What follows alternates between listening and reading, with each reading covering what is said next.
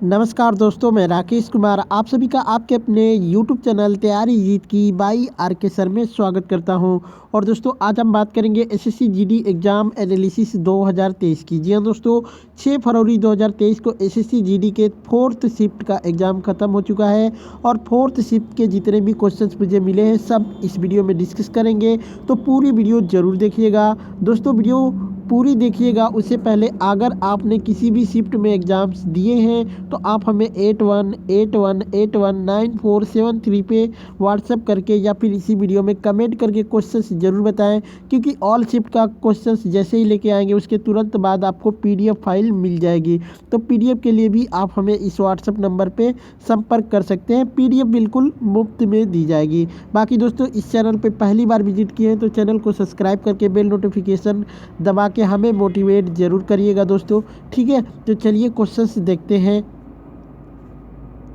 एक क्वेश्चन आया था दोस्तों कि दक्षिण पश्चिमी मानसून किससे टकराता है। तो दोस्तों ये भारत में सबसे पहले पश्चिमी घाट पर टकराता है।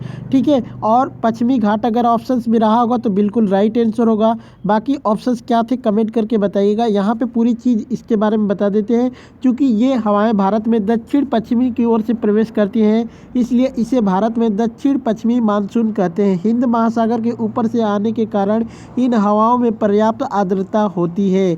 दक्षिण पश्चिमी मानसून सबसे पहले केरल के मालाबार तट पर टकराती है। दक्षिणी पश्चिमी मानसून केरल में सबसे पहले 1 जून को पहुंचता है और वर्षा करता है। इसके पश्चात दक्षिण पश्चिमी मानसून द्वारा पूरे पश्चिमी तट पर वर्षा होती है। दक्षिण पश्चिमी मानसून केरल में 1 जून को वर्षा करता है और 15 जुलाई आते आते पूरा भारतीय महाद्वीप उपमहाद्वीप दक्षिण पश्चिमी मानसून के प्रभाव में आ जाता है। ठीक है, यहाँ पे एक चीज़ और याद रख लिएगा दोस्तों, यहाँ पे कि भारत में दक्षिण पश्चिमी मानसून से होने वाली वर्षा 1 जून को प्रारंभ होती है और 15 सितंबर तक भारत में वर्षा होती रहती है। दक्षिणी पश्चिमी मानसून भारत में 2 शाखाओं के रूप में प्रवेश करता है, एक अरब सागर शाखा और दूसरा बंगाल की खाड़ी शाखा। तो इसको भी याद रखिएगा आप लोग। ठीक है, एक प्रश्न आया था दोस्तों कि विश्व का सबसे बड़ा लोकतंत्र कौन सा है। तो इसका राइट आंसर हो जाएगा भारत, जो कि विश्व का सबसे बड़ा लोकतंत्र है। भारत दुनिया का दूसरा सबसे अधिक आबादी वाला देश भी है और यह दुनिया का सबसे बड़ा लोकतांत्रिक देश है। और इसके बाद अमेरिका है। लोकतंत्र सूचकांक पर 7.81 के स्कोर के साथ भारत को एक दोषपूर्ण लोकतंत्र के रूप में भी वर्गीकृत किया जाता है। 2014 के आम चुनाव में दुनिया में सबसे बड़ा नरेंद्र मोदी ने बीजेपी में सबसे ज़्यादा सीट जीती और सरकार बनाने के लिए आगे बढ़े थे। नेक्स्ट क्वेश्चन देखते हैं यहाँ पे। कारगर लोक नृत्य, ठीक है, कारगर लोक नृत्य किस राज्य का है। तो इसका राइट आंसर हो जाएगा दोस्तों तमिलनाडु का। एक प्रश्न और आया था दोस्तों कि क्षत्रिय लोक नृत्य किस धर्म से संबंधित है। तो ये हो जाएगा वैष्णव धर्म। वैष्णव धर्म हो जाएगा दोस्तों। असम के महान सुधारक और वैष्णव संत महापुरुष शंकर देव ने 15वीं शताब्दी ईस्वी में वैष्णव धर्म के प्रसार के एक प्रभावशाली साधन के रूप में क्षत्रिय नृत्य शैली की स्थापना की थी। बाद में यह नृत्य शैली एक विशिष्ट नृत्य शैली के रूप में विकसित और विस्तृत हुई थी।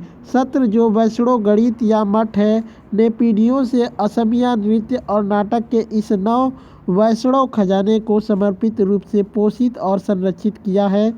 इस नृत्य को इसकी धार्मिक प्राकृतिक और सत्रों से संबंध के कारण उचित कारणों से क्षत्रिय कहा जाता है। एक प्रश्न आया था दोस्तों कि राष्ट्रपति बनने की न्यूनतम आयु कितनी होती है। तो कम से कम 35 साल होती है। वहीं बात करते हैं यहाँ पे दोस्तों, तो भारत का राष्ट्रपति भारत का प्रथम नागरिक और राज्य का कार्यकारी प्रमुख होता है। वह निर्वाचक मंडल द्वारा चुना जाता है, जिसमें संसद के दोनों सदनों और राज्य विधानसभाओं के निर्वाचित सदस्य होते हैं। उसके बाद एक चीज़ और याद रख लीजिएगा कि एक व्यक्ति के पास निम्नलिखित योग्यताएं होनी चाहिए भारत का नागरिक होने के लिए। तो पहले वो भारत का नागरिक होना चाहिए, 35 वर्ष की आयु का हो और भारत के राष्ट्रपति के रूप में चुने जाने के लिए लाभ का पद धारण नहीं करना चाहिए। राष्ट्रपति का कार्यकाल 5 वर्ष होता है, लेकिन किसी व्यक्ति के राष्ट्रपति बनने के समय की कोई ऊपरी सीमा नहीं होती है। एक प्रश्न आया था दोस्तों कि 6वीं पंचवर्षीय योजना का लक्ष्य कितना रखा गया था, तो 5.2% उसकी वृद्धि का लक्ष्य रखा गया था, जबकि उपलब्धि हुई थी 5.7% की। वही बात करते हैं दोस्तों, तो इस योजना का उद्देश्य था कि आर्थिक विकास और गरीबी उन्मूलन के साथ नाबार्ड बैंक की स्थापना भी की गई थी। इस योजना का कार्यकाल 1980 से 1985 था। तो 6वीं पंचवर्षीय से रिलेटेड सभी चीज़ें मैंने बता दिया। महाराष्ट्र विधानसभा के सबसे कम उम्र के स्पीकर कौन बने हैं, तो राहुल नार्वेकर बने हैं, जो कि महाराष्ट्र विधानसभा के सबसे कम उम्र के स्पीकर हैं। एक प्रश्न आया था कि जनगणना 2011 के अनुसार भारत का दूसरा सबसे अधिक आबादी वाला राज्य कौन सा है, तो इसका राइट आंसर हो जाएगा महाराष्ट्र। पहले नंबर की बात करें तो उत्तर प्रदेश है। एक प्रश्न आया था दोस्तों, रबड़ की खेती किस वायु में नहीं की जाती है, हमारे हिसाब से किस वायुमंडल में नहीं होती है। इसका जवाब मुझे नहीं मिल पाया, क्या था एग्जैक्ट क्वेश्चन बताइएगा। इनमें से कौन खाद्य फसल है, ये भी क्वेश्चन आया था। तो इसका भी ऑप्शन अगर आप लोगों को याद है तो कमेंट करके ज़रूर बताइएगा। तो दोस्तों बस इतने ही सारे बस क्वेश्चन मुझे 4th शिफ्ट के मिले हैं। बाकी क्वेश्चंस आप लोगों को याद है, फटाफट कमेंट करके व्हाट्सएप करके बताइए। जल्दी ऑल शिफ्ट का क्वेश्चन लेके आएंगे, उसमें सभी क्वेश्चंस को शामिल कर लिया जाएगा। ठीक है, तो चलिए वीडियो अच्छी लगी हो तो लाइक शेयर करिएगा। चलिए चलते मिलते हैं नेक्स्ट वीडियो में, तब तक के लिए जय हिंद जय भारत।